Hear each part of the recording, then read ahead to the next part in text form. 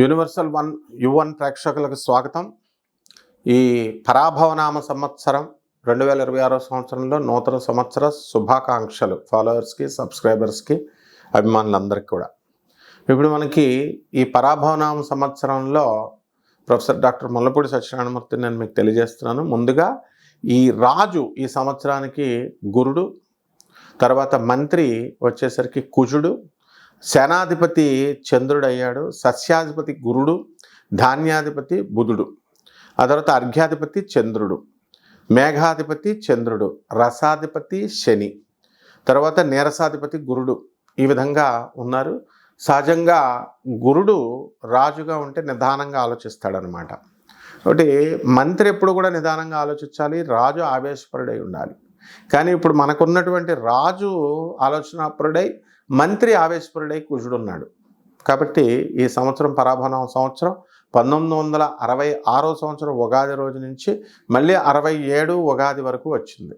కాబట్టి ఈ సంవత్సరం అంతా కూడా పరాభవం అంటే అవమానాలు, అపనిందలు ఎక్కువగా ఉంటాయి. ఈ సంవత్సరంలో పుట్టినటువంటి వాళ్ళు ఒక పర్సనల్ జాతకాల రీత్యా ఎదుగుతారు తప్ప ఈ సంవత్సరంలో ఇన్ జనరల్ కోట్లాది మంది కామన్ ప్లాట్ఫామ్ మీద మనం చెప్తున్నాం కాబట్టి వీళ్ళందరూ కూడా పరాభవము ఎక్కువ ఉంటుంది అనే ఈ సంవత్సరం మనకి ఆ పేరులోనే ఉందన్నమాట. లేకపోతే ఈ సంవత్సరం మొత్తం అంతా కూడా గ్రహస్థితిగతులు ఏ విధంగా ఉన్నాయంటే, గురుడు మిథున రాశిలో ఉన్నాడు 2 జూన్ 2026 సంవత్సరం వరకు. ఆ తదనంతరం గురుడు మనకి కర్కాటక రాశిలోకి వస్తాడు. తర్వాత అక్టోబర్ నెల తర్వాత అతిచారము సింహరాశిలోకి రావడం, కొద్ది రోజుల నుండి మళ్ళీ బ్యాక్ రెట్రోగ్రేడ్ వెనక్కి మళ్ళీ కర్కాటక రాశిలోకి రావడం, ఈ విధంగా గురు సంచారం ఉంటుంది. ఇక నవంబర్ 25, 2026 సంవత్సరం తర్వాత రాహువు కుంభరాశిలో ఉన్నటువంటి రాహువు మనకి మకర రాశిలోకి వస్తాడు. అలాగే సింహరాశిలో ఉన్నటువంటి కేతువు మనకి కర్కాటక రాశిలోకి వస్తాడు. ఈ విధంగా రాహుకేతువుల యొక్క సంచారం ఉంటుంది. ఇక శని సంవత్సరం అంతా కూడా ఈ యొక్క మీనరాశిలో ఉంటుంది. అయితే ఈ శని మీనరాశిలో ఉన్న కారణంగా మనకి శని వక్రించున్నాడు కాబట్టి గురువులుగా చలామణి అయ్యేటటువంటి వాళ్ళందరూ కూడా అపనిందల పాలవడానికి అవకాశాలు ఉంటాయి. వాళ్ళ బుద్ధి వక్రించి అందరూ కూడా టీచర్స్, ఇంటలెక్చువల్స్ అందరూ కూడా గురువు స్థానాల్లో ఉన్నటువంటి వాళ్ళందరూ కూడా మనకి అవమానాలు పాలవ్వడము, కాంట్రవర్షియల్ దాంట్లోకి వెళ్ళడము ఇలా జరుగుతూ ఉంటుంది.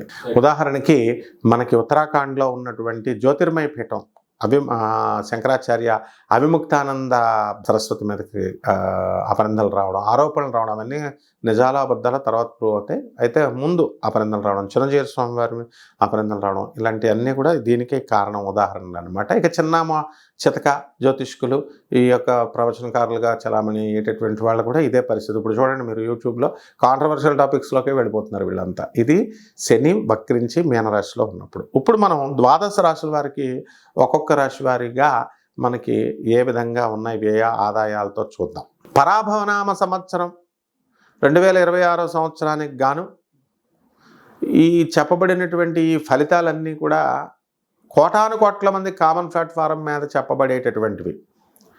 అయితే మీరు ఎప్పుడు బాగుపడతారు, ఎప్పుడు ఉద్యోగం వస్తుంది, ఎప్పుడు పెళ్ళిళ్ళు అవుతాయి, ఇలాంటివన్నీ కూడా నిశితంగా పరిశీలించాలి. వ్యక్తిగత జాతకాలను చూసినప్పుడు మాత్రమే మనం అవి చెప్పగలుగుతాం. నాసా లైవ్ రిపోర్ట్స్ని బట్టి మనం చూసి చెప్పడం అనేటటువంటి జరుగుతుంది. కాబట్టి ఎవరికైతే ఈ యొక్క జాతకాలు, మీ వ్యక్తిగత జాతకాలు, వ్యక్తిగత డెవలప్మెంట్ తెలుసుకోవాలనుకుంటున్నారు, అటువంటి వాళ్ళు క్రింద ఇచ్చినటువంటి నెంబర్కి మీరు సంప్రదించండి, అపాయింట్మెంట్ తీసుకోండి. ధనుస్సు రాశి వారికి ఆదాయం 14, వ్యయం 11, ఆ తర్వాత రాజ్యపూజ్యం 5, అవమానం 6. ఈ యొక్క 2026 సంవత్సరానికి ధనుస్సు రాశి వారికి అందరికీ కూడా అత్యద్భుతంగా ఉంది. గత కాలంలో బాగా సంపాదించేశారు బీభత్సంగా. కనబడినటువంటి వాడి కాషాయ బట్టలు లేకపోతే 4 నామాలు 3 పెట్టుకున్నటువంటి వాళ్ళు కనబడితే చాలు కాళ్ళ మీద పడిపోయి దండాలు పెట్టేశారు. తర్వాత ఆదాయాలు బ్రహ్మాండంగా వచ్చినాయి. చాలు ఇక ఆ గురుభక్తి అవన్నీ కూడా మరి బాగా సంపాదించినటువంటి మీరు విచక్షణను కోల్పోయి, మీరు గతంలో పాతోళ్లే కదా అని నమ్మి పాత బ్రోకర్లు చూపించినటువంటి స్థలాలు కొని ఇబ్బందుల పాలయ్యారు. కాబట్టి ఆ రకంగా ఈ సంవత్సరం అనేటటువంటి విముక్తి లభిస్తుంది. మీకు ఎంతవరకు ఎక్స్పీరియన్స్ గెయిన్ చేశారు, ఆ తర్వాత ఈ యొక్క రాశి వారంతా కూడా చక్కగా పిల్లల్ని కన్నారు, పిల్లల్ని పెంచుతున్నారు, పెళ్ళిళ్ళు కానిటువంటి వాళ్ళకి పెళ్ళిళ్ళు అవుతున్నాయి. జూన్ 2, 2026 సంవత్సరం తర్వాత మీకు పెళ్ళిళ్ళు అయిపోతాయి అవనటువంటి వాళ్ళకి. అందువలన ధనుస్సు రాశి వారికి ఇంకెక్కడికో వెళ్ళిపోతారు.